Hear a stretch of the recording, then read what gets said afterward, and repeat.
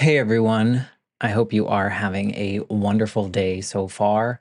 I am just dropping this special little clip into all the episodes. So, no matter what episode you're listening to, this is actually pretty current as of July 2024. I wanted to come on here and just say a big thank you to Earworthy because the Life Shift podcast was just named the best overall podcast of the year in the first Earworthy Independent Podcast Awards. And you've probably seen some articles written about the Life Shift podcast before, written by Earworthy. And now he is launching from his online publication, he is launching these yearly winners of independent podcast awards. And these are specifically for indie podcasters. We are those that wear all the hats. We create the show. Some people write the show. We're producers, sound engineers. We troubleshoot all the tech. We do any kind of research if we need to. We host the shows. We distribute the shows. We do all the things that relate to our shows because we love it. And it's so nice to see my name in a list with some other amazing podcasts like Multispective, which won Best Life Lessons Podcast. Salad with a Side of Fries won Best Health Podcast. Bippity Boppity Business won Best Business Advice Podcast. And there are so many more. And so I just want to come on here and say thank you to Earworthy for not only doing these awards every year and just honoring some of us indie podcasters that sometimes feel like we're just shouting into the void, but we're not. We're just doing what brings us joy, and hopefully through that work it brings other people joy. In my case, for the Life Shift, I hope that each episode finds the ears that needed to hear it the most so that they feel a little less alone in their circumstance. But also, Earworthy writes all these amazing publications pretty much weekly, every week, every weekday, I should say, where he writes on Blogger, Medium, Substack, Tumblr, Vocal, Many Stories, and for other places. And he really just highlights the independent podcasters. So thank you, Frank, for everything you do with Earworthy and for recognizing all of us in the first Earworthy Independent Podcast Awards. If you'd like to read more, please head to medium.com/EAR hyphen WORTHY. Thanks again and enjoy this episode.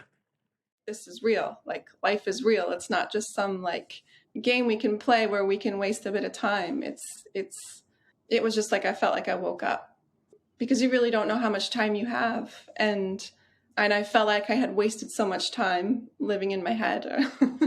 I had to, it's like, step out of my head. Like, in this episode, my guest Jenna Irving shares how the death of her mentor impacted her life. He wasn't just a professional mentor, but he was really like a life mentor, and he provided her with guidance and solutions pretty much to every problem. She talks about how his passing was actually a wake-up call for her. It reminded her that life is real and time is not infinite. She shares how she lost her own compass and was consumed by anxiety and stress, and she was always living in her head. However, after her mentor passed, Jenna started taking more time to work on herself. She started meditating and getting outside of her head and focused more on the relationships in her life. And she manifested some changes in her life by pivoting fully to a writing career. Ultimately, Jenna's mentor's passing led her to live a more authentic life, focusing on what matters and fulfilling her passions. Join us as we dive deeper into her pivotal moment and explore how she emerged stronger from it. I'd like to give a thank you to Mickey, Tracy, and Emily for sponsoring 2 episodes of the show each month. The Patreon allows me to try new software, upgrade hardware, try out some marketing, and continue bringing these important stories to the public. So thank you. Information about the Patreon can be found in the show notes for this episode. And with that, I'm happy to share this new episode of the Life Shift podcast with my guest, Jenna Irving. I'm Matt Gilhooly, and this is The Life Shift. Candid conversations about the pivotal moments that have changed lives forever.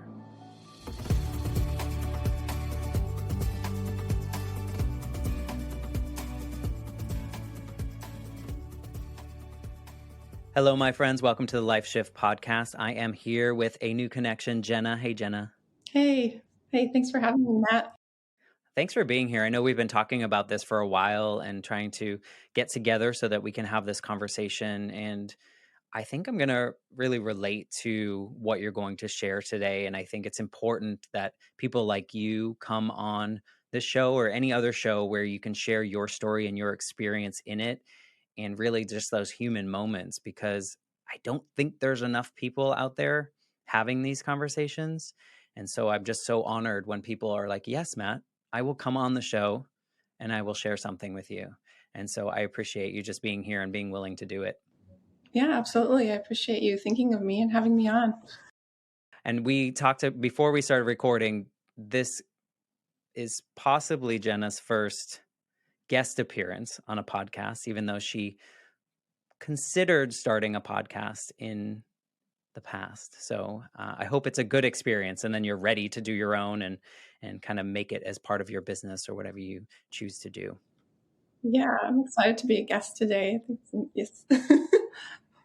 It's always a little nerve wracking, right? We're like, oh, what are we going to say? But hopefully we just have a really candid conversation about this journey of your life and how this specific pivotal moment has impacted you and what you've kind of learned from it, and what we can kind of teach others that might feel so alone in something very similar. So I just appreciate you. So in that vein, I think it would be great if you could somewhat paint the picture of what Jenna's life was like, up leading up to that moment. Like, what were you doing? And like, give us a little bit of backstory to kind of this pivotal moment that we're leading up to.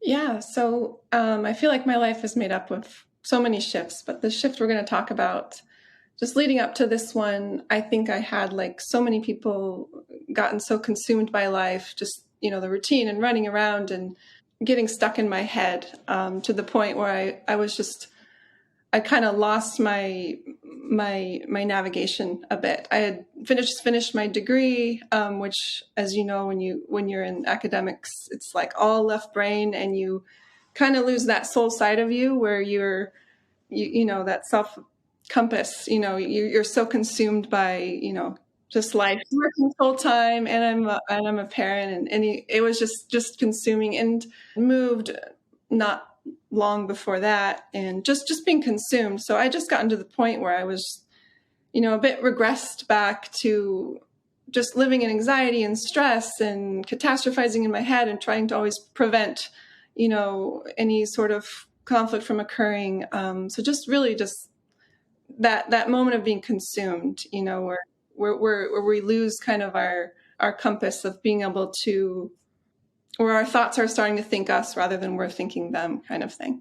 I'm wondering too, if maybe this is familiar to you. And when you were like growing up, did you feel like you were living kind of like a checklist life in which, society, whoever that is, tells us that we have to do this, then you need to get your degree, and then you need to get this job, and then you need to have a family, and then does that play into kind of how you were feeling here? It was like you were really kind of creating, or you were following that path that we were told to, and really just focused on like containing everything within that road.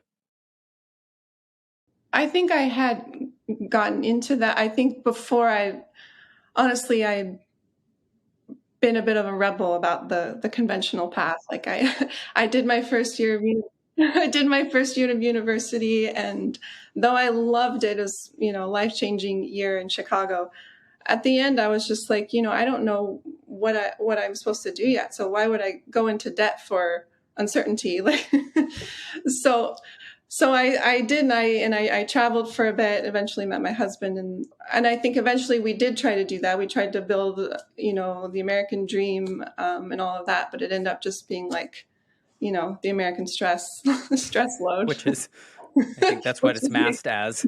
yeah. So I think part of that leading up to it was being a bit consumed by that. And eventually we moved and decided, let's just recalibrate completely and find a balance again. So I think being consumed by it all was just moving me to find that balance, I guess, if that makes sense. I get it. I think that when you're taking on all the responsibilities of like getting a degree, having the family, having all the things, it's hard to think outside of that bubble. And is that kind of what you were saying? Like you lost that compass of feeling things outside of whatever was in your hands-on control? Yeah, I think I just, I think the like we get so lost in it all that just somewhere along the way I just got by consumed by the worry, because the more we are committed to this outside success and all of these things we're supposed to be and supposed to do, I guess I don't know, it just feels like as you grow older and you have a family, just the worries and everything just increases, and kind of takes over. It takes over when you're not paying attention. Tell us a little bit more about leading up to this moment in your life that really changed things. Is one that we're going to talk about today. Yeah, so I've had this a mentor for 16 years, 16 almost 17 years, and not like and a mentor in the sense of like if you would combine, just to give you kind of an idea, not just like a professional mentor, it was like a life mentor, and I really lucked out when it came to life mentors. Like if you would combine, like imagine like Tuesdays with Maury with Dumbledore, Gandalf, Yoda, like all in one, like you're a super soul mentor. I really lucked out. So he was the one who had a solution to every problem. Like it was just who could always set you back on track. And I think those years leading up to when he left, I was so consumed with my mind and my and worries and stress and everything that I almost couldn't hear his advice anymore. Even though he was continually giving me the solutions, I couldn't hear them because I was so in my own way. How did you guys meet? How did you get this mentor in your life? I met him through my husband. He was kind of a family friend of my husband's family. And So it's so interesting too when we find these people in our lives to go from like, I just met this person. How does someone become, like a mentor, a life mentor with all those attributes after meeting them? I think it's so weird to think back to my friends and try to think back to the moment we met and then how did they how did they become my friends? And so how did you like venture into this space? I mean, have you ever thought about that? It's very odd to think like how did we become friends after just meeting randomly? And how did we create the relationship that we have? But in your case, it's so interesting because you describe this person as a like a life soul mentor that's like a guide, I guess, in some capacity. Like, how does someone graduate to that level in your life that you can accept, forgetting the time where you kind of got lost in your own space, but like how that leading up to that, like, how do you accept that in your life? Or like some random person, and now they can be the solution maker and someone that you trust enough to kind of follow the guidance. I know many people probably won't see it this way, but there are just those few people in your life who just feel like chosen for you. It's like there was some prearrangement where you were supposed to, your paths were supposed to intersect at such and such point, and that's really how it felt. And I was always just kind of seeking wisdom and truth and all of those things. So I think being open is what brought it in. And I'm also a skeptic at heart. So and he knew that as well. But so I'm not just like we'll trust anyone. So this person was just very special, very like one of those intersecting path kind of people. And so through the 16, 17 years, they were I guess, I mean, earlier you said you lost your own compass. Was he somewhat of your compass in a way? I wouldn't say he was my compass, but he would always help me recalibrate my own compass, if that makes sense. So you had to have the awareness to bring it to him, or would he be kind of like, hey, wake up? Yeah, there'd be both times. Yeah, I mean, I think he was hoping I'd, wake up sooner than I did just in those years of stress and being consumed. Because before I wasn't like that. I think it was, you're more free in your 20s and it's just like, it's okay. But then you get in your 30s and things are like, got to do this and this. And, all the ducks feel like they have to be in a row. And Yeah, and we put that on ourselves for some reason. I'm not sure why we do it. Like you said, it's the American dream, but I think it's just the name for stress. exactly. So in your explanation of him, you briefly mentioned before he left. And so I'm assuming, this moment in your life that changed a bunch of things is related to that. What, how did he leave? So so everyone, I mean, he wasn't just my, mentor, he was many people. So it was like the one person who would never really had any problems, but we all go to him for our problems. But so we always thought he would always be there just because he was the strongest, right? But he got sick within a very short span and then passed away very, very quickly within a matter of months. It was just beyond, like, nobody was ever believing he was going to leave. We're like, oh, he's sick, but he'll be fine. Like, if anyone's going to be fine, it's going to be him. But then he passed away within, I think, just within like 6 months of us all finding out that he was sick, and at a young age of 73. So When you found out that he was sick and through this period of, oh, he'll be fine, were you still in that phase of your life in which you felt kind of losing that compass or the way you were describing it? Were you still like in that, or were you now, did the fact that he was sick trigger anything in those changes, or was it more later on? so I think I had started the awakening process just because I started focusing less on myself, which I think was the big reason why I had kind of lost my compass, because I started making everything about me. I was in just this me mindset and just being ruled by that I, which I always have found, and my mentor has always kind of said very lightly that our lives really reset when we have kind of more of a we mindset, or we get out of that me mindset. I think it's natural that humans can kind of like fall into that me, because a lot of times we have to do a lot of things, right? And a lot of things are impacted by what we do, and we forget that there is this bigger picture, and sometimes it takes something bigger than us to kind of awaken us. And so I guess my thought or question would be, when you found out he was sick, even though you thought, in this weird way, obviously not logically, but in like a spiritual way, that he was immortal, right? He wasn't going to, the sickness was just, he was sick briefly. It was not going to be a long-term kind of thing. Was there a part of you that thought, oh no, like I'm going to lose this mentor of mine that has helped me through so many different pieces, and that's what triggered the awakening? Or did something else kind of move you away from that me to we? I mean, I really think the whole reset was when he left, when he passed away, when I found out. It was just like, it was just such a shock that, like you said, I just never thought it was going to happen. I mean, I had moments where I would really worry about it, but then it was just like, no, he would want me to, I guess he would have wanted me to just thought positively about it, I suppose. But yeah, so it was really just a shock Yeah, completely. when he actually passed, it wasn't necessarily the diagnosis of his illness or whatever that may be. Had have you in the past, before his passing, had you lost anyone close to you before?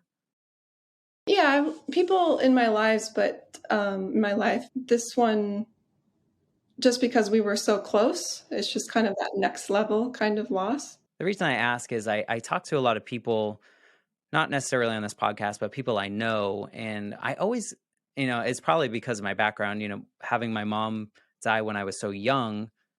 I've experienced death many times since, and it's a different experience every time. And of course, different relationships create that. But I also know people that haven't experienced death. And so sometimes that can be really triggering, because the first time is so shocking, because you really haven't, like, I mean, you understand that other people die and stuff, but you don't understand what it's like when someone that close to you dies. And it sounds like this gentleman was almost at the level of like a parent, like a very like close knit relationship, if you will, that other people could relate to. And so when he died, was that like the when you heard the news, was that like your trigger to be like, okay, it's time to make a couple changes here? It like created an awareness in you. Was it like a phone call or something like that? Yeah, it was just absolutely. It was just like, wow. I mean, I have to wake up now. Like, there's no time to waste, in my head anymore. Like, this is real. Like, life is real. It's not just some like game we can play where we can waste a bit of time. It was just like I felt like I woke up because you really don't know how much time you have. And I felt like I had wasted so much time living in my head. I had to, it's like step out of my head, like, and I had to just, yeah. I mean, the biggest wake up is just like stepping outside of my head, and I got to do this. What was like the first big noticeable change in your life after that? Like, what was that first big awakening step you took or something that you did differently? Because now you're like, oh, time is not infinite and I need to do something in my life. What changed first for you? I think it was a slow progression of just getting outside of my head and not focusing so much on myself. That then things on the outside started falling more into place. Anything in particular that like you started doing differently? I think I just started taking more time to work on myself in a way of uh, more meditating, more just ways of getting outside of my head. You mentioned going from me to we, but how did that manifest in changes in your life? Because I think sometimes like some people are like, oh, so and so passed away from this. And then that next day they're like, I'm going to run a marathon because I'm not going to get to that point. Or, I'm going to quit my job because life is short and this is what's going to happen. So just curious if there was something like that. Like I think when my mom died, I didn't understand death at the time and I didn't understand what that was going to be like. But I do, looking back, notice the things that I changed in my life to avoid the same pain. And so in that instance, I became a good student. I started getting good grades because in my mind, if I get good grades, my father wouldn't be upset and he wouldn't leave too. And so, like those are like the things that I see that I was doing differently. It wasn't a good it wasn't a good thing, but it was just like my protection. And so if you feel this awakening, like what changed about your life now that you were living in this we mentality more so than living kind of in your head, kind of self, dealing with the self? Like as I recalibrated, I got back to my initial passion of writing, which is what I love to do. And ironically, the last words he wrote to me in a text, which was in a different context, but ironically, it's the last thing I said. He said was write, write it, write. We spoke in French. I took like a whole 180 of focusing fully on writing again. It's always been a part of me. I had a book that I'd been working on for 5 years, and I think it was just within the year that he left, I finished it. I pivoted to focus fully on my writing career. I think I had been delaying a lot of things in my life just during those kind of years, and that were in a pause sort of mentally. And I just started taking more action, more steps, more small steps towards goals that I wanted, that I thought maybe I couldn't achieve. But I feel like the biggest noticeable changes were more inside of not being consumed by anxiety, not being so consumed with just living in the head, that things on the outside started falling more into place. So it's kind of that inner work first, and then everything on the outside just. And also when somebody passes away, it is like you go from this like hyper focused angle on problems that really don't mean anything. And then you're just like, bam, you're shot up into the air in an aerial view, and you see the big picture, and you're like, oh my gosh, everything I ever worried about, like literally didn't matter. It's so focusing more on the relationships in my life. Yeah, you just really realize what matters. And that helps take away all the anxiety and the fears that you had before, because they just really didn't matter. I mean, our minds really make them matter, right? Until we say them out loud, and then we're like, oh, it's not so bad. Yeah, or you compare it with something like death, and like, maybe this really doesn't matter. Would you say that after he passed, you leaned into living a more authentic life on the outside to match the inside, and kind of letting your passions and your heart-centered work kind of take charge Yeah, I would say so. Yeah, because of absolutely. that to that point of like death, like all these little things that I'm worrying about don't matter, Yeah, all you the know? things that were taking up space. Like I cleared out the room and got space for all the things that do matter, and the room to focus on, like you said, fulfilling my passions and my authentic self, as we call it. What were you doing before, work-wise, that you weren't like solely focused on writing? Did you leave that part behind? What was that? I didn't leave it behind. I still transitioned. So it was just doing it more on the side, which I'd always done. Because writing, at least, I mean, in my 20s, it wasn't such a easily to make into a career like now. Like there's so much other. Yeah, it was all publishing houses at the time. Exactly. Yeah. I mean, of course, there were things like blogs and whatnot, but it had always been something I did on the side. But I had lost even that part of me that had always done it on the side just during all those consuming years. I can relate to that because I think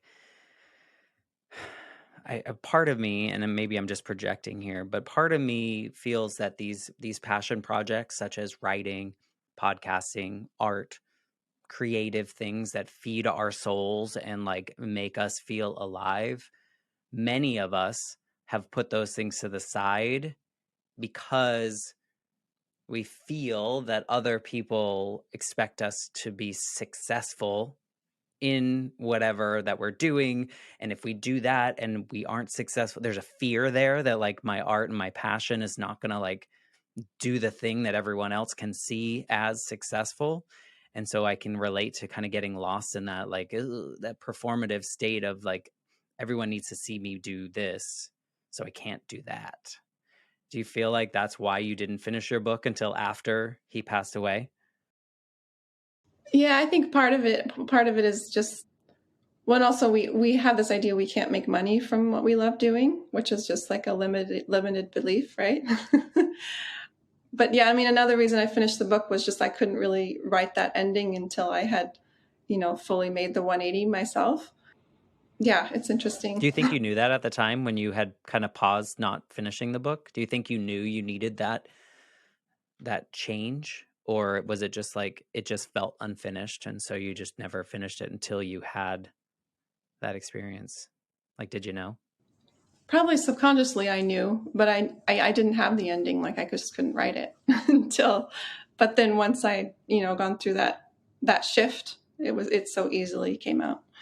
When you look back at that version of you before he passed away, does it feel like a different version of you, or what's the biggest change in your life right now? Yeah, I mean, it definitely feels like a different version. I have just kind of, you know, 90% of the time that aerial view where I can see the bigger picture, all the little things I used to worry about before just don't matter anymore. Yeah, I just, that central compass of having, that focus of what really matters is really is life changing. Yeah, I had my when my grandmother got sick, she became my mom basically after my mom died, and when she got sick and I watched her die, I remember towards the end she said something very similar to what you're saying, is that I wish I hadn't worried so much because all that matters is love in the end.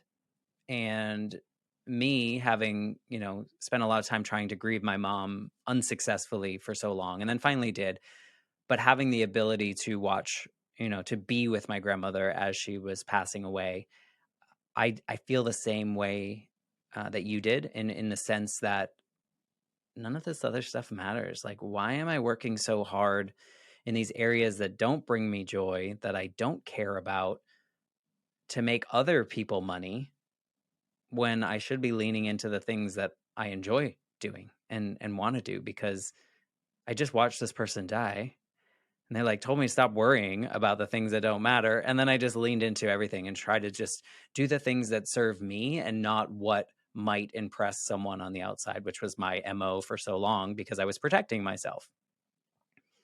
Yeah. So I totally believe what you're saying is that like you were just like, okay, all I wasted so much time doing this, but I think that serves you, right? Do you think that, it gives you a better perspective now?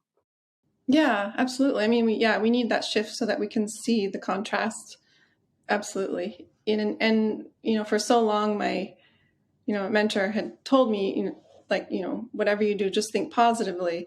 And I never really gotten it before. I'm just like, what? Like, think positively. Life is hard. Like, what is it? I mean, we have this new movement of toxic positivity, which I think is a bit of a dangerous thing if, taken the wrong way.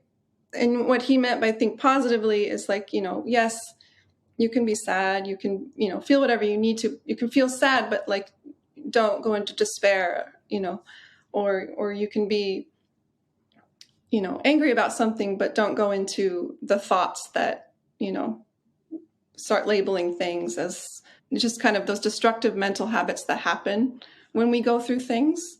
And I think I really realized just how important it is to think positively, and how much it protects us from falling into those mental traps, because it just takes one small thought, and if you identify with that thought, that could create could make your whole week bad, falling into that discouragement. It could force you to make decisions that are not really aligned because you're making them out of fear, or you're making them out of worry. Like I said before, it's like sometimes the stories that we tell ourselves in our head are much scarier than if we were to say them out loud. Or you probably relate to this as a writer. Putting those words on paper kind of puts context around everything and gives you a better view. And that aerial view, I think, is a good, analogy, or a good example of like how we can look at things and see the bigger picture and not like the minutia that's like freaks us out for that brief moment that could then spiral and snowball into a big mess.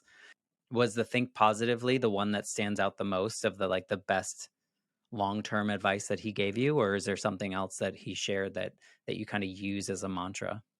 I mean, I feel like there's so many things, and I don't know if this makes sense, but so many of the things, like, I feel you can't even put into words, but a big part of it is just stepping outside of the self, which is like, I think one of the biggest shifts we can make in life is when we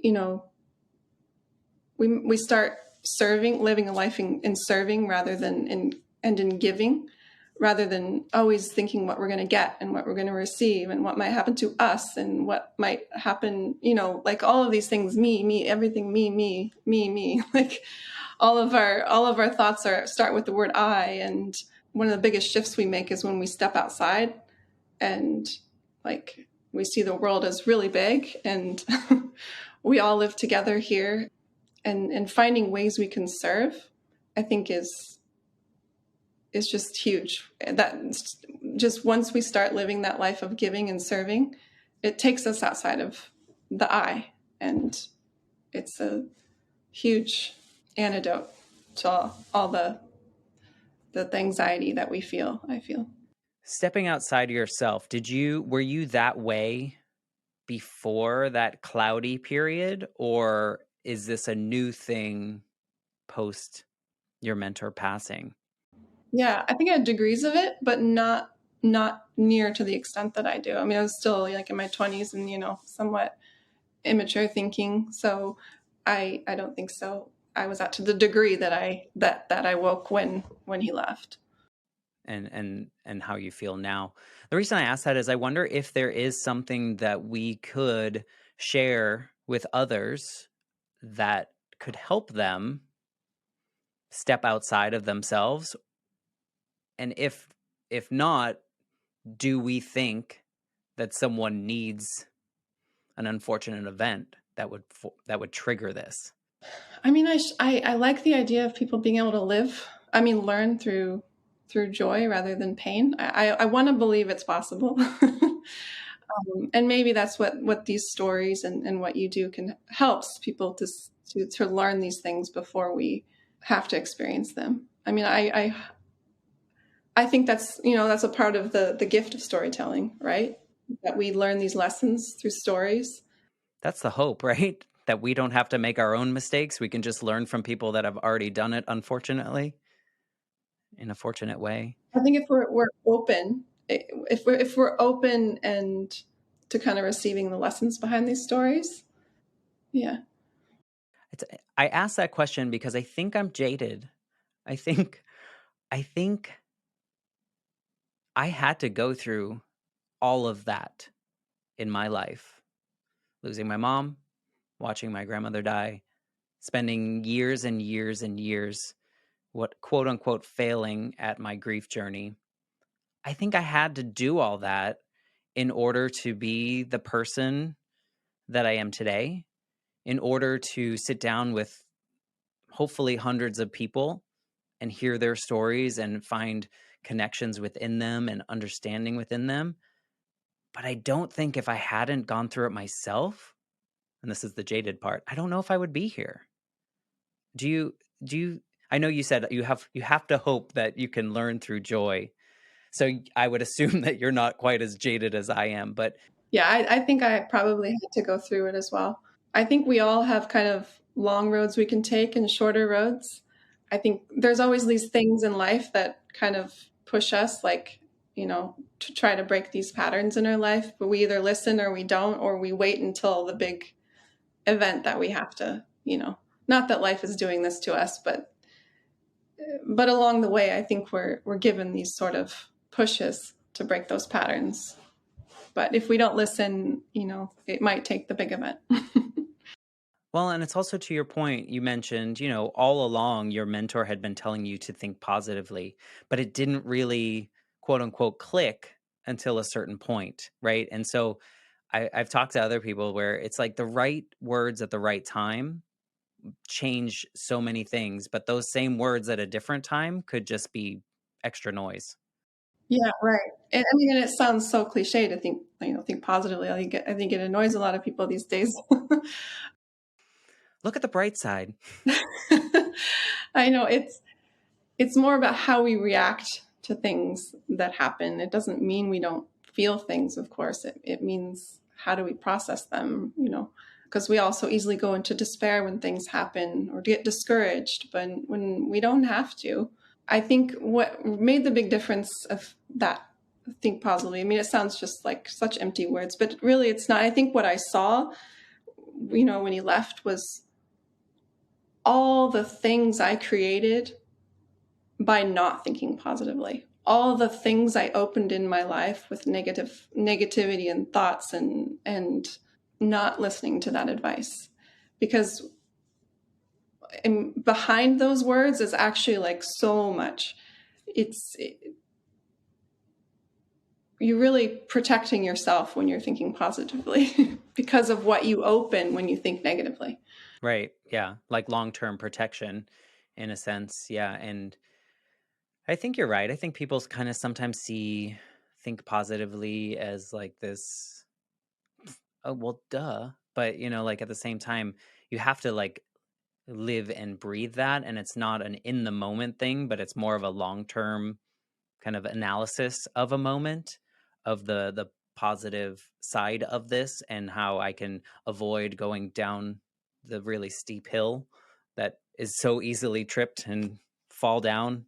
It's very easy to live in those moments, and it's hard to get out of those moments too. Right. And that's the protection. That's the protection is why you don't go into those moments by thinking negatively, because like you said, it is so hard to get out. Well, I mean, I think too, I tell people this all the time. I don't tell them, I talk to them about it, that if you've ever been depressed, uh, and not clinically, just have a depressive feelings, it's a lot easier to stay depressed than it is to get out of it. There's a lot more work that's needed when you fall farther and farther down. There's a lot more work and it's a lot harder and it's so much easier to just stay there. I think the same can be said of the other side, that if you are up in this happy space, living authentically, leaning into what brings you joy, what helps others around you, you're living in that space, it's a lot harder to fall out of that space. Would you agree that this thinking positively for you keeps you up there? Yeah, because you start to learn or identify what will make you fall again. And one of my favorite ways to like kind of think about it is in order for us to like stay encouraged, like if you think of the word, like the Latin word heart, which cœur, like encouraged, which I like to think of the word of like living in your like heart space. I know it sounds cheesy, but if you're thinking of living outside of your mind, but when you're encouraged, you're living in the heart. And we always get these just discouraging thoughts, which take us out of that heart space and put us in our mind. So the discouraging thoughts will come and be like, you know, see, you haven't done anything with your life. See, you're not going anywhere. See, like nothing's happened. Whatever these discouraging voices come, wherever they come from, that discouraging, they take us out of that heart space. And when we learn to identify, like, these thoughts are not serving us at all, and I don't want to go live in that headspace anymore. Thank you. Like, I think it's helpful to recognize, it's the thoughts. Being positively doesn't mean be happy, huh? Like, and like it doesn't. That's not what it means. It means living in that heart space of knowing who you are and not falling into that trap of discouragement. And letting the encouraged part win when there still are those discouragement pieces. Exactly. Yeah. As you were saying it, I equate that to this podcasting journey for me. Leaning into this, I've never had a more fulfilling project, and I think because I am trying to do my best to lean into this project heart first, and trying in this, what you've been saying, in this we mentality, is that this show is not about me, and sometimes this is not about my guests, but it's about the collective we around that are listening to these stories, in hopes, and this would come back a little bit to me, but in hopes that that little boy version of me that felt so alone in the experience, in hopes that someone that felt like I did doesn't feel like that. And so there's a we there, but there's also that heart-centered me that wants everyone to like feel like a big hug. Like we're not alone. Like we're all human. We're going to experience things a little bit differently, but there's a lot of commonalities, a lot more than there are differences, I think. At least what I found in this journey, in this podcasting journey so far. So I love that idea of encouragement being in the heart and discouragement taking us away from that. And I think a lot of people, especially those that lean into projects like writing or creative more projects like that, it can be so easy to hear the discouraging parts. But if this part is stronger, I think it wins. Exactly. Yeah. And just in learning to identify it slowly, because it's not going to you're not just going to wake up one day and everything's, you just see everything as great. Like life is hard, but not living in that place of discouragement, not being stuck in the head, learning to identify the patterns of what, you know, oh, that's a discouraging thought, like learning to identify them so that you don't get discouraged. Because I mean, like I'm sure you're starting out your podcast journey or anybody starting out on anything, oh, you get so many discouraging thoughts, right? You're like, this isn't going, see, nothing's going anywhere. This isn't going to work or this isn't going to happen. And you're like, thank you, discouraging thoughts, not helpful. And then you stay encouraged. I feel like as long as the scale is balanced, where, or not balanced, but where the encourage part related to your heart is much heavier than those discouraging things, it's like, that's why I feel like I can plow through. And I have, in this first year that I've been doing it, I've really plowed through the noise in the space, right? The noise that tells you, are enough people listening? Did that one change something? Did you move the mark? Did the needle move?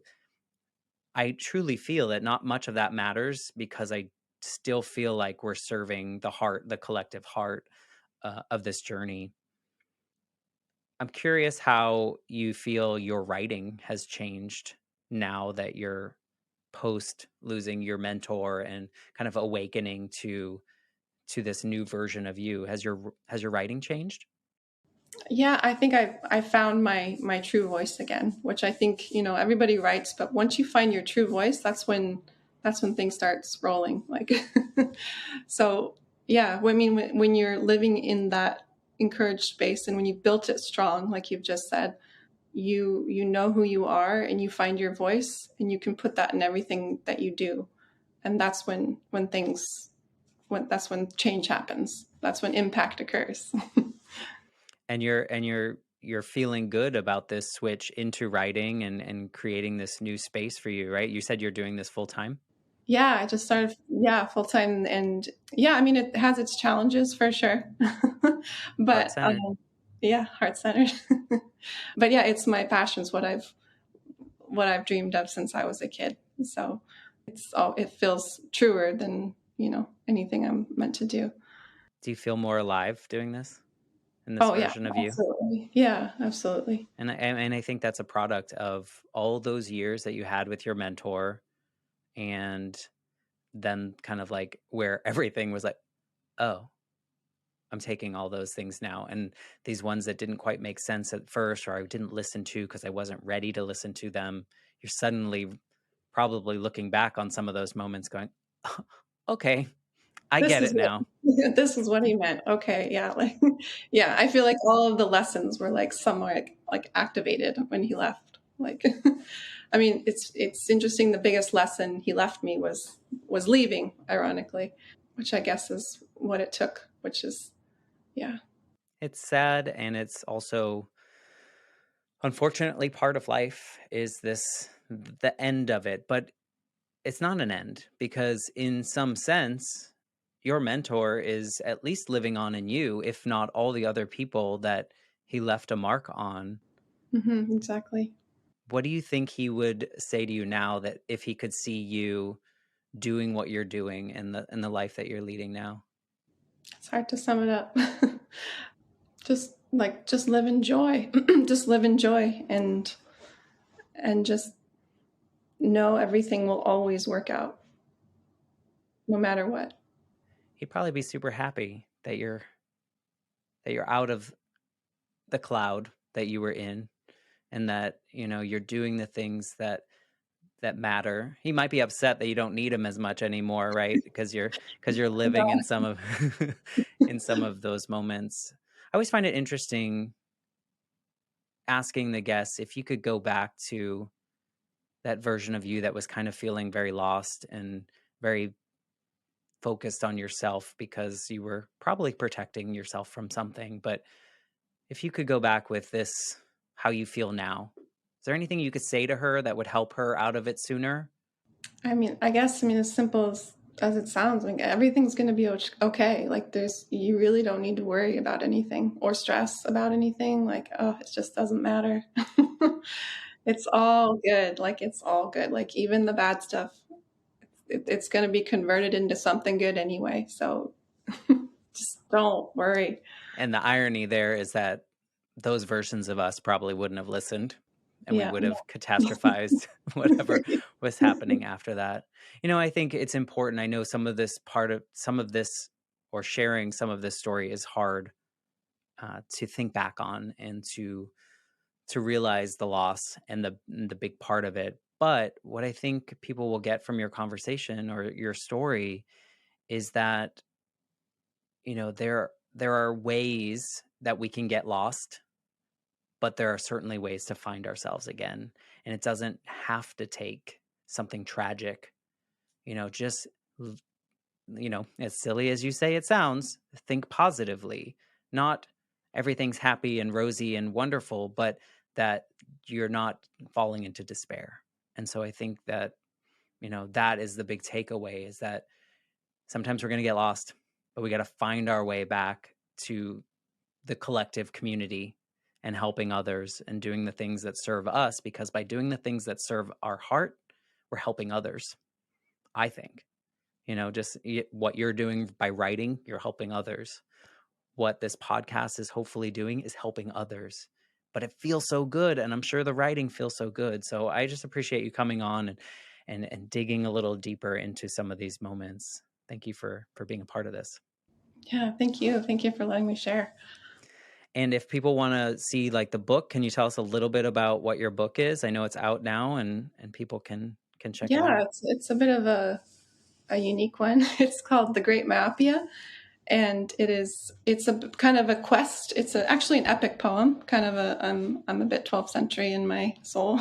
So it's an epic quest poem. So it's a story actually that kind of leads people out of this hard, dark night of the soul. And there's a guide that kind of comes in different forms and sort of helps lead the person out. Eventually, you'll find out how they get out of it. But it's definitely kind of a unique piece. But I sat down to write it as a novel, and it came out as this poem, and it's written in sonnet and verse. So, yeah. And it sounds like it's running a little parallel with some of the experiences that you've had and your guide along the way. Maybe not in exactly the story, but Mm-hmm. Yeah, there's kind definitely of some parallels there for sure. coming Um, in. And I mean, oftentimes, the real experiences that we have create a much richer creative Absolutely. output, I guess, or some kind of output for people because it's humanity. So, thank you again for being a part of this. We'll link to all of your information. They can find out where your book is and how to get a hold of that and check it out. So, just thank you for being a part of this. And if you're listening to this episode and you like what you're listening to, I'd love a 5-star rating and a review on Apple Podcasts. I don't know if it does anything for me beyond make me feel good. So that would be lovely. And until next week, have a wonderful day, whatever time you're listening to this.